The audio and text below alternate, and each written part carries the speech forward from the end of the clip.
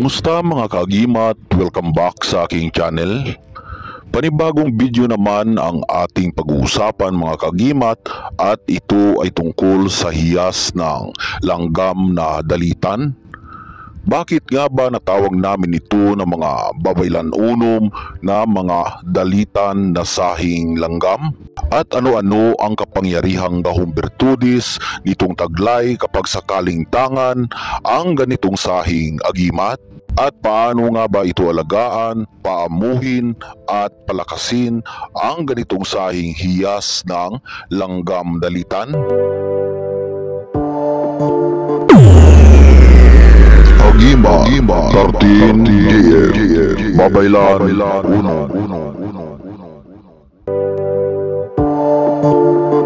Langgam dalitan ang tawag namin ito na mga babaylan-unom dahil itong langgam ay mayroong lason na dala.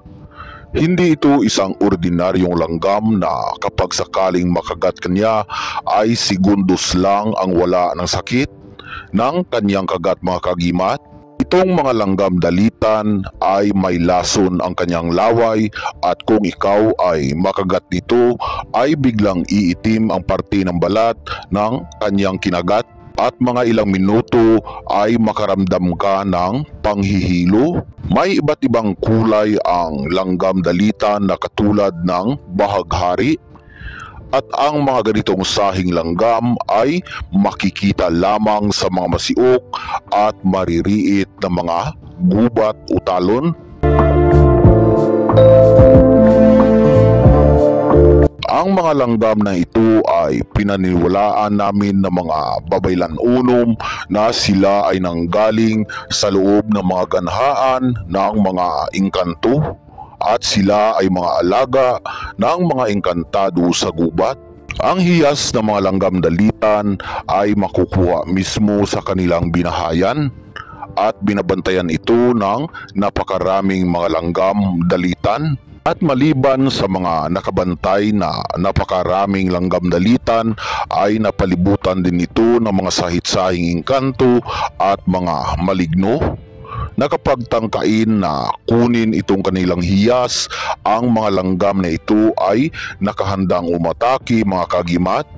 At ang mga engkanto at maligno naman na nakabantay din sa hiyas ay iyong makakalaban. Sa amin na mga babaylan-unom dahil sa mayroon kaming mga surug at hinuptanan, mga gabay, ay kinakausap namin ang mga nagbabantay ng mga engkanto at maligno kung gusto nila na mapasakamay namin ang hiyas. At sila ay pumayag mga kagimat at kusa nilang binigay sa amin na mga babaylan-unom. Pero kapag sakaling hindi sila payag na kunin ang hiyas ay kusa din kami na umalis mga kagimat. Ang hiyas ng langgam dalitan ay isa sa pinakamabisang pampaswerte sa buhay at kabuhayan. Pampaswerte sa kahit anong uri ng mga negosyo mga kagimat. Pinakamabisang pampaswerte sa mga online business mga kagimat. Malakas ang bertudis nito sa panghatak ng presensya ng mga customer papunta sa inyong tindahan. Malakas ang bertudis nito sa money magnet at pampaswerte sa trabaho. Kung sa sugal naman mabisa din ito sa mga tayaan sa mga numero mga kagimat katulad ng luto. Para maging mabisa ang bertudis nito sa swerte sa tayaan ay ilagay ito mga kagimat sa pulang tila. At kung Biyernes naman ay pahiran lamang ito ng Divine Oil Aura babaylan-unom mga kagimat. At kung sakaling tataya kayo for example sa luto mga kagimat, ang gagawin nyo ay isulat ang mga numerong napili sa malinis na papel. Pagkatapos ay ilagay ang mga numerong nasulat sa papel sa loob ng tila kasama ng hiyas ng langgam dalitan. Maintain mo na tayaan ang numero na iyong napili mga kagimat, pero tataya ikaw sa araw lamang ng Biyernes o di kaya ay Martes para malakas ang taglay niyang mahikagaho mga kagimat. At kung sakali na ikaw ay lalakad papunta sa sugal at ayaan, ay huwag kang lilingon sa likod o di kaya ay pabalik-balik sa inyong bahay para ang swerte ay diretso mga kagimat. Dahil sa kung pabalik-balik ka sa inyong pinanggalingan o tumingin ka sa likod ay mapaslawan ang mahikanang hiyas langgam dalitan mga kagimat. Pwede lamang lumingon sa likod kapag nakalampas ka na ng 15 meters at hindi na makita ang inyong bahay o kung saan ka nang galing mga kagimat.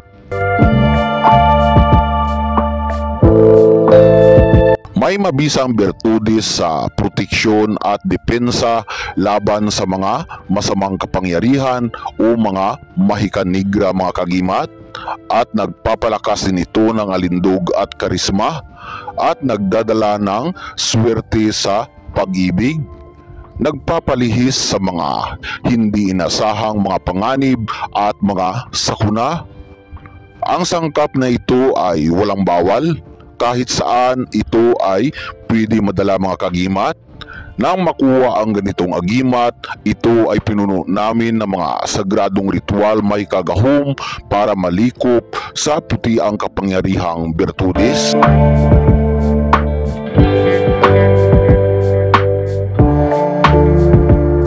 Sa pagtatapos ng ating video ay muli po akong nagpapasalamat sa inyong mga kagimat.